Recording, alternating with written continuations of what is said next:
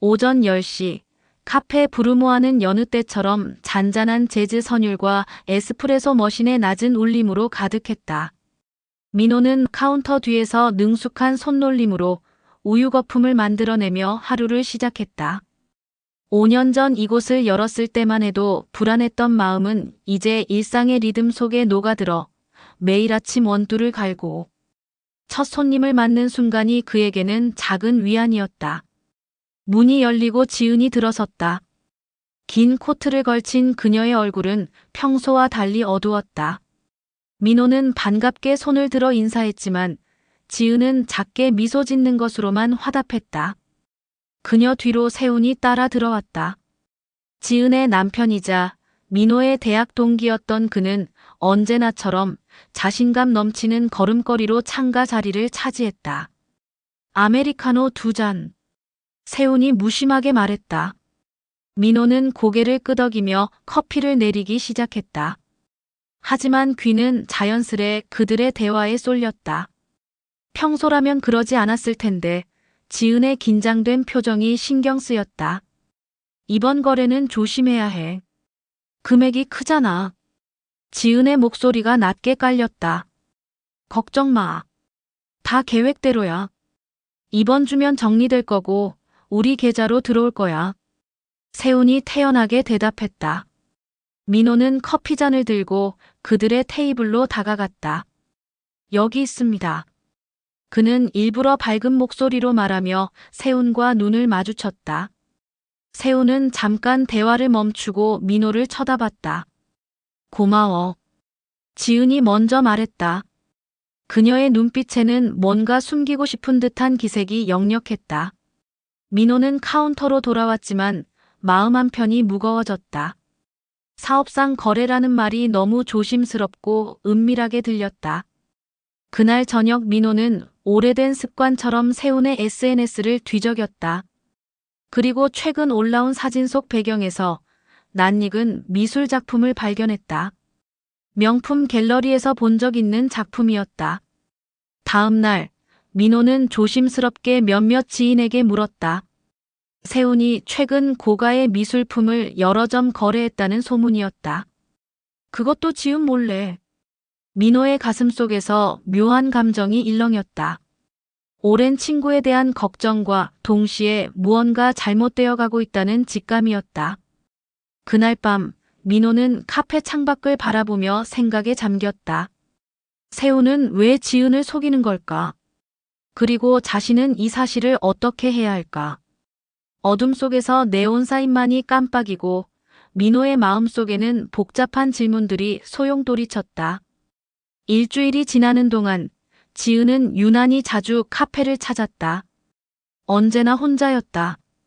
창가에 앉아 커피를 마시며 먼 곳을 응시하는 그녀의 모습은 민호의 눈에 어딘가 부서진 사람처럼 보였다. 요즘 많이 힘들어 보여. 어느 날 오후 민호가 조심스럽게 말을 꺼냈다. 지은은 잠시 망설이다가 작게 웃었다. 그렇게 보여. 그냥. 생각이 많아서. 세훈 씨는 요즘 어때? 사업은 잘 되고?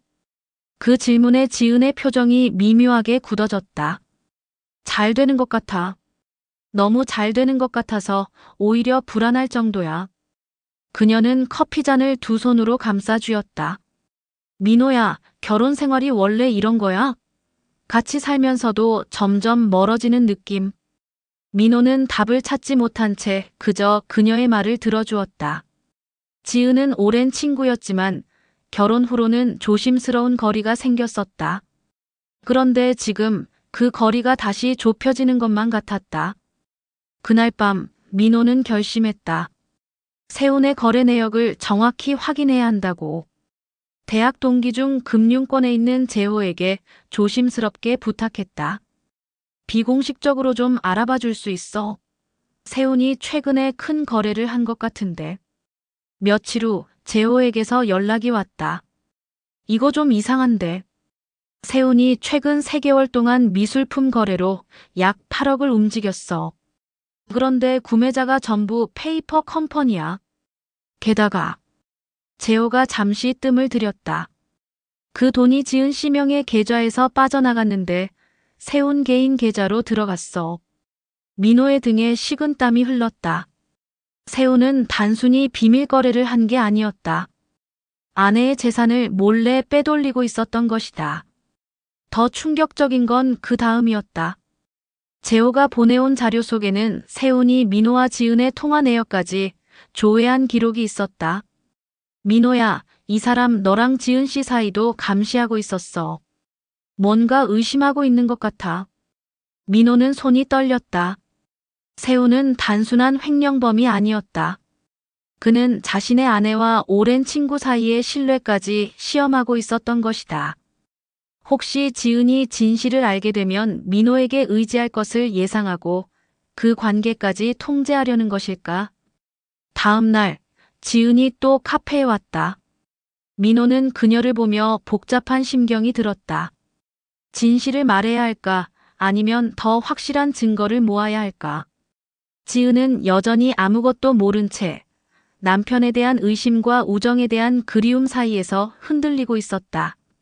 민호야, 지은이 조용히 말했다. 요즘 내가 유일한 위로야. 너만은 변하지 않아서 고마워. 민호는 씁쓸하게 미소 지었다. 그는 이미 변하고 있었다. 진실을 알아버린 사람으로. 토요일 오후 카페는 평소보다 손님들로 붐볐다. 민호는 일부러 이날을 택했다. 증인이 필요했다. 세훈이 쉽게 빠져나갈 수 없도록. 오후 3시, 세훈과 지은이 함께 들어섰다. 세훈에게 먼저 연락해서 만나자고 했다고 한다. 민호는 그들을 가장 눈에 잘 띄는 중앙 테이블로 안내했다. 오늘은 제가 특별히 준비한 게 있어서요.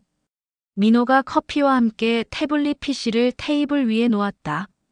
세훈 형, 이거 한번 보시겠어요? 세훈의 얼굴이 순간 굳었다. 화면에는 그의 계좌 이체 내역이 선명하게 펼쳐져 있었다.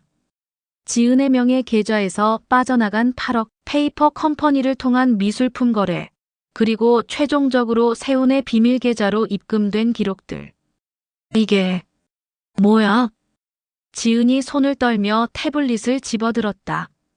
그녀의 얼굴에서 혈색이 사라졌다. 우연히 알게 됐어요. 민호가 차분하게 말했다. 형이 지은 누나 몰래 재산을 빼돌리고 있다는 걸. 그것도 3개월 동안. 민호야, 너 지금. 세훈이 일어서려 했지만 주변의 시선들이 그를 압박했다. 카페 손님들이 하나둘 이쪽을 쳐다보기 시작했다. 지은은 화면을 응시한 채 말을 잃었다. 숫자들이, 날짜들이, 모든 것이 명확했다. 자신도 모르게 서명했던 서류들, 세훈이 투자라고 설명했던 거래들의 실체가 눈앞에 펼쳐졌다. 당신, 이게 정말이야? 지은의 목소리가 떨렸다. 지은아, 이건 오해야. 이 자식이 뭘 안다고. 세훈이 민호를 노려봤다. 너 지금 남의 사생활을 침해하고 있는 거 알아? 이건 명백한 불법이야. 불법은 형이 한 거죠. 민호가 차갑게 대꾸했다. 배우자 재산 횡령, 서류 위조, 자금 세탁. 이미 다 확인했어요. 세훈의 눈빛이 위험하게 변했다. 너 지금 후회할 거야. 내가 뭘 건드린 줄 알아. 그가 민호에게 한 발짝 다가섰다. 조용히 안 하면 너도 공범으로 만들 수 있어. 내가 지은이랑 뭔 짓을 했는지 소문내는 건 일도 아니거든. 협박이었다. 주변 손님들이 술렁이기 시작했다. 민호는 동요하지 않았다. 형, 전 이미 모든 증거를 법률사무소에 맡겨뒀어요. 그리고 그가 자신의 스마트폰을 들어보였다. 지금 이 대화도 녹음되고 있고요. 협박죄도 추가하시겠어요? 지은이 갑자기 일어섰다. 태블릿을 세훈에게 던지듯 밀어냈다. 나가줘. 지금 당장. 그녀의 목소리는 떨렸지만 단호했다. 지은아, 나가라고. 지은의 외침에 카페가 순간 조용해졌다. 세훈은 주변을 둘러보더니 재킷을 집어들고 카페를 나섰다. 문이 닫히는 소리가 유난히 크게 울렸다. 지은은 그 자리에 주저앉았다. 민호가 다가가 그녀의 어깨에 손을 얹었다. 손님들은 각자의 자리로 돌아갔지만 카페 안의 공기는 여전히 무거웠다. 미안해, 누나. 이렇게 할 수밖에 없었어. 민호가 지은이에게 걱정과 위로 섞인 목소리로 말했다. 지은은 대답 대신 그녀의 눈에서 흐르는 눈물로 답을 대신했다. 폭로 이후 일주일, 세훈의 세계는 빠르게 무너지기 시작했다. 지은이 변호사를 선임했고 검찰 조사가 시작됐다. 미술품 거래의 실체가 드러나면서 탈세 의혹까지 불거졌다. 세훈이 그토록 자랑하던 사업가 명성은 하루아침에 사기꾼이라는 오명으로 바뀌었다. 지은은 민호의 카페 2층 작은 사무실에 머물며 법적 절차를 준비했다. 집으로 돌아갈 수 없었다. 세훈과 함께 살던 그곳은 이제 거짓으로 가득한 공간으로만 느껴졌다. 오늘 변호사가 그러는데 재산 절반 이상 돌려받을 수 있대. 지은이 서류를 내려놓으며 말했다. 그런데 이상한 게 돈이 돌아온다고 해서 마음이 편해지는 건 아니더라. 민호는 커피를 내려주며 조용히 앉았다. 당연하지. 돈 문제가 아니잖아. 지은이 창밖을 바라봤다. 7년을 함께 살았는데 그 사람을 전혀 몰랐던 거야. 내가 그렇게 멍청했나? 너 잘못이 아니야. 세훈이가 너무 치밀하게 속인 거지. 그때 민호의 전화가 울렸다. 재호였다. 민호야, 큰일이다. 세훈이 움직이고 있어. 뭐? 개인 변호사 선임했고 역고소 준비 중이래. 너를 명예훼손이랑 업무방해로. 그리고 재호가 숨을 고르더니 말했다. 너랑 지은 씨 불륜설 퍼뜨리려고 언론사 접촉했대. 민호의 표정이 굳었다. 지은이 그의 얼굴을 보며 물었다. 무슨 일이야? 전화를 끊은 민호가 상황을 설명했다. 지은의 얼굴이 창백해졌다. 저 사람이 정말 끝까지 이러는 거야? 형은 자금이 많아. 좋은 변호사들 여럿 고용할 수 있어. 민호가 침착하게 말했다. 하지만 돈으로 진실을 바꿀 수는 없어. 그날 밤 민호는 대학 동기들에게 연락을 돌렸다. 세훈의 과거 거래처, 함께 일했던 사람들, 피해를 입었던 투자자들. 하나 둘 증언이 모이기 시작했다. 세훈의 사기 행각은 지은에게만 국한된 게 아니었다. 지난 5년간 수십 명을 속여왔던 것이다. 일주일 후 세훈의 변호사가 민호를 찾아왔다. 합의하시죠. 조용히 넘어가면 고소 취하하겠습니다. 민호는 차분하게 대답했다. 합의할 것 없어요. 전 증거만 제시했을 뿐이니까요. 후회하실 겁니다. 우리 의뢰인은 막강한 자금력으로 법정이 움직인다고 생각하세요? 민호가 끼어들었다. 전 이미 20명 넘는 피해자 연락처를 확보했어요. 다들 증언할 준비가 돼 있고요. 형사 재판에서 세훈 형은 이길 수 없어요. 변호사의 얼굴이 굳었다. 그는 더 이상 말없이 자리를 떴다. 그 모습을 지켜보던 지은이 민호에게 다가왔다. 고마워. 내가 아니었으면. 아직 끝난 게 아니야. 민호가 말했다. 하지만 형은 이미 졌어. 경험과 판단력이 아니라 진실이 이기는 거니까. 창밖으로 석양이 지고 있었다. 세훈의 화려했던 제국은 서서히 무너지고 있었고 지은과 민호는 그 폐허 위에서 새로운 시작을 준비하고 있었다. 민호야, 지은이 조용히 말했다. 이제 좀 숨 쉴 수 있을 것 같아. 민호는 고개를 끄덕였다. 싸움은 아직 끝나지 않았지만 승리는 이미 보이기 시작했다. 6개월 후 봄. 카페 브루모아의 창가에는 작은 화분들이 놓였다. 지은의 손길이 닿아서 인지 카페는 새로운 활력이 더해졌다. 세훈의 재판은 1심에서 징역 3년이 선고됐다. 횡령, 사기, 자금 세탁. 그가 쌓아올린 화려한 성은 결국 모래성이었다. 항소를 포기한 그는 조용히 수감됐고 더 이상 누구에게도 연락하지 않았다. 한때 자신감 넘치던 사업가는 이제 사회에서 완전히 잊혀진 이름이 되었다. 지은은 이혼 절차를 마쳤다. 재산의 70%를 돌려받았지만 그녀가 원한 건 돈이 아니었다. 자유였다. 거짓 없는 삶, 진실한 관계, 그리고 다시 자기 자신을 찾는 것. 오늘 점심은 봉골레 파스타 어때? 지은이 앞치마를 두르며 민호에게 물었다. 그녀는 이제 민호와 함께 카페를 운영하고 있다. 그렇게 지은은 행복한 삶을 만들어가고 있었다. 좋지. 손님들 반응 좋을 것 같은데. 민호가 미소 지었다.